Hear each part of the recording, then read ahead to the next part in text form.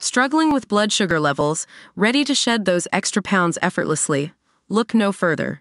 Sugar Defender, the #1 rated blood sugar formula, is here to transform your health and help you achieve your wellness goals. Click the link in the video description to get started with Sugar Defender today.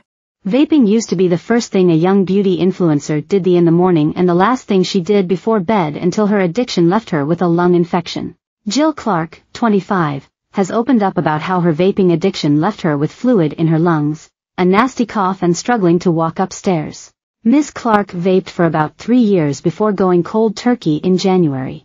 When she picked up the habit again in May, she was struck down with an illness and constantly coughing. She quit vaping again last week after going to the doctor who told her she had damaged her lungs.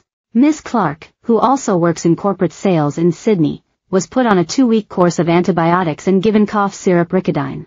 She also now needs to take an inhaler wherever she goes despite never having asthma before.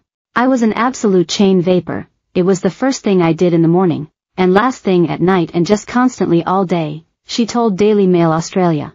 Ms. Clark said that after taking a 5-month break from e-cigarettes she picked the vape up again after a stressful week. "Unfortunately, instead of dealing with the stress in a productive and healthy way, I went back to the thing I thought was a quick fix for it," she said. Ms. Clark said she had the cough for about 4 weeks and it was only getting worse before she went to the doctor. She said she was still vaping at the time she developed the cough but hasn't touched it since. "It's definitely scared the S***T out of me, to be honest," she said. "It's maybe one of those things that you don't realize is so bad until your health is affected, like not being able to breathe. I 100% won't go back to it." While Ms. Clark is responding well to the antibiotics, she said if there were no signs of improvement she would need to go to hospital and undergo x-rays and ultrasounds. Her doctor is confident her lungs have not been permanently damaged, but daily tasks are now much harder for the 25-year-old. "It'll be about 6 months before my breathing is back to normal," she said. "It's becoming a struggle to hold conversations and walking upstairs is difficult. I can even feel this conversation now is making my chest really tight." Ms. Clark said any movement that required a spike in heart rate was difficult and exercise was off the table. The 25-year-old said she acknowledged her health issues were her fault, but is committed to quitting vaping for good. On top of being sick, she's also suffering nicotine withdrawals.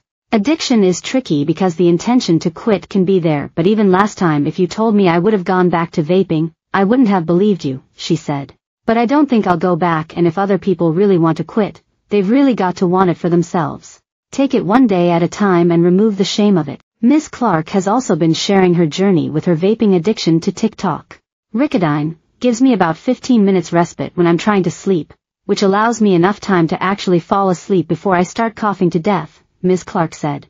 "But then of course, I'm waking up through the night because there feels like there's something quite literally pressing down on my chest and I actually can't breathe. I've never needed an inhaler before, never had issues, never had asthma or anything of the sort. I have one, it comes with me everywhere I go because I can't breathe."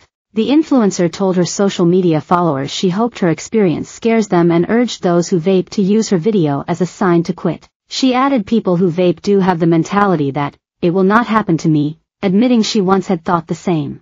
"If you're looking for a sign to quit or you're looking for a reason to quit while you're ahead, for the love of God have this be it," Ms. Clark said. "I never thought it was going to be me. I never once thought I would be the person that got sick from vaping. Never once."